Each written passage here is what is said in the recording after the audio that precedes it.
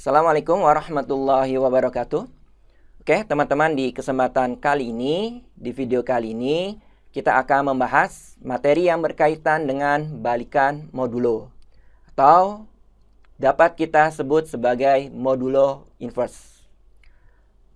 Kita tidak akan langsung membahas apa itu balikan modulo, tetapi kita akan membahas tentang apa itu inverse pada bilangan real. Oke, di sini misalkan kita langsung ke contoh. Tentukan inverse dari 5. 5 ini adalah bilangan real. Nah, di sini untuk menentukan inverse dari suatu bilangan, teman-teman harus membentuk bentuk seperti ini. 5 dikali berapa yang hasilnya sama dengan 1. Oke, ternyata 5 dikali dengan 1/5. 5 dikali 1/5 sama dengan 1. Maka 1/5 ini merupakan inverse dari 5.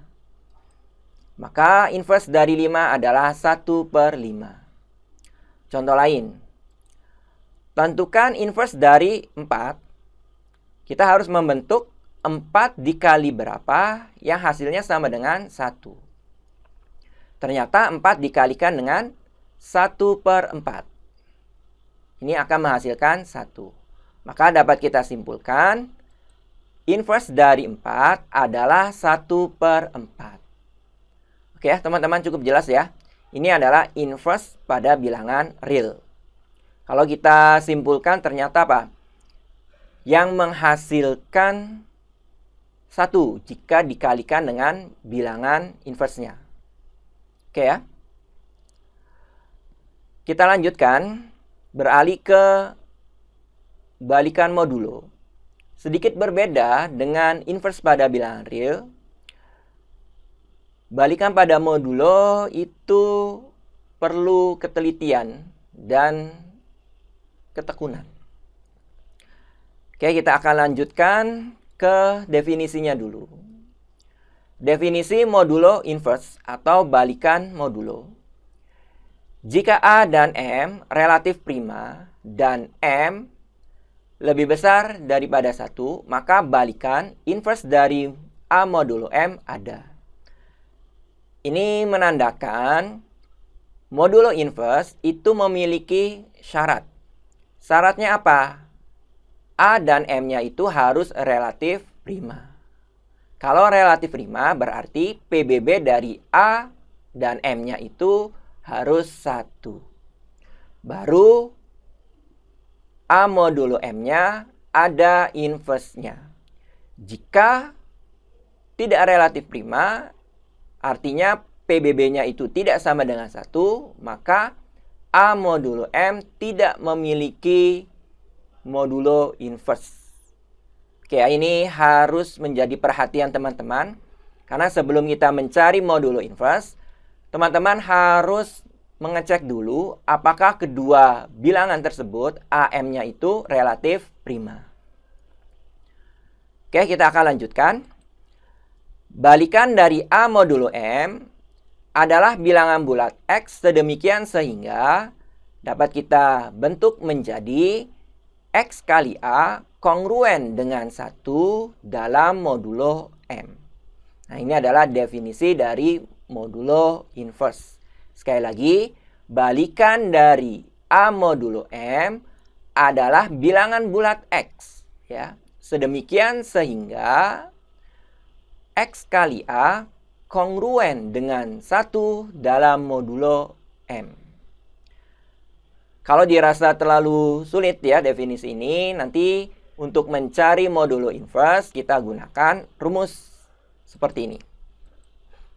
X sama dengan 1 ditambah K kali M dibagi dengan A, di mana kita akan mencobakan K-nya itu 0, 1, 2, dan seterusnya. Bisa juga negatif 1, negatif 2, dan seterusnya.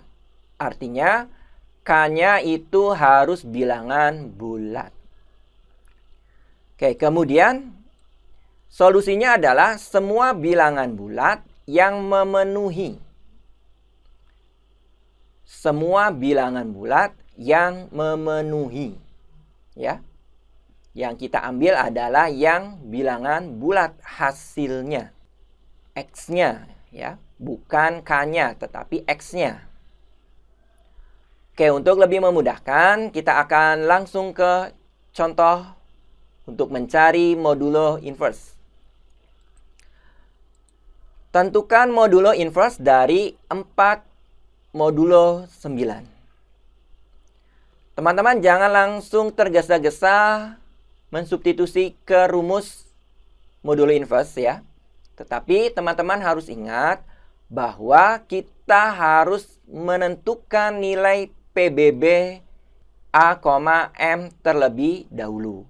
Atau PBB dari 49. Oke, kita cek dulu ya. PBB 4,9. Kita gunakan algoritma Euklidian. 9 sama dengan 2 kali 4 ditambah 1. Selanjutnya 4 pindah ke depan. Ya, berarti 4 sama dengan satunya pindah ke depan ke sini. Sama dengan 4 kali 1 ditambah 0. Sisanya atau R-nya sudah 0. Maka PBB-nya adalah 1. Sisa sebelum 0. Maka PBB 4,9 sama dengan 1. Sehingga modulo inverse-nya ada. Berarti kita akan lanjutkan untuk menentukan modulo inverse dari 4 mod 9. Dari 4 modulo 9, teman-teman dapat peroleh nilai A-nya adalah 4 dan nilai M-nya adalah 9. Kemudian kita akan substitusikan ke dalam rumusnya, yaitu X sama dengan 1 ditambah K kali M per A. Kita sudah memperoleh nilai A-nya 4. M-nya 9. Kita substitusi, diperoleh X sama dengan 1 ditambah K kali M. M-nya adalah 9. K kali 9. Per A, A-nya adalah 4. Atau dapat kita tulis menjadi 1 ditambah 9K per 4. Oke ya, sampai sini cukup jelas ya teman-teman. Selanjutnya, kita akan cobakan mengganti nilai K dengan bilangan bulat. Terserah ya, mau memilih bilangan bulat berapa. Kita misalkan mulai dari 0. Untuk K sama dengan 0, maka diperoleh X sama dengan 1 ditambah 9 kali 0. Karena K-nya adalah 0. Per 4. Sama dengan, ini kita dapat hitung 9 kali 0, 0. 1 ditambah 0, 1 per 4. Atau kita tulis dalam bentuk desimalnya adalah 0,25. Jelas 0,25 ini bukan bilangan bulat. Berarti kita gagal mencari nilai X yang merupakan bilangan bulat. Langkah selanjutnya gimana? Ya, kita akan mencobakan nilai K yang lain. Misalkan kita ambil K-nya 1. Maka diperoleh X sama dengan 1 ditambah 9 kali K. K-nya adalah 1. 9 kali 1, 9. 1 ditambah 9, 10. 10 per 4 sama dengan 2,5. Ini pun bukan bilangan bulat. Maka kita gagal lagi memperoleh nilai X yang merupakan bilangan bulat. Jangan menyerah ya. Karena stok nilai K-nya itu banyak sekali di sini. Yang terpenting adalah bilangan bulat. Misalkan kita akan cobakan K-nya sama dengan 3. Maka diperoleh X sama dengan 1 ditambah 9 kali K. K-nya adalah 3. 9 kali 3 sama dengan 27. 1 ditambah 27 sama dengan 28 per 4. Sama dengan 7. Jelas 7 ini merupakan bilangan bulat.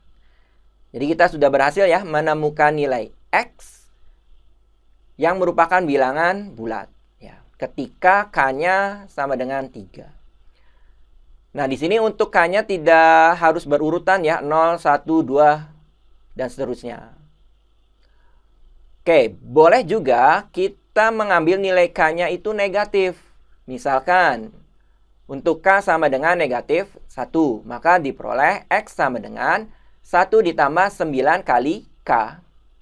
K-nya kita ganti negatif 1. 9 kali negatif 1 negatif 9. 1 ditambah negatif 9. Negatif 8 dibagi dengan 4.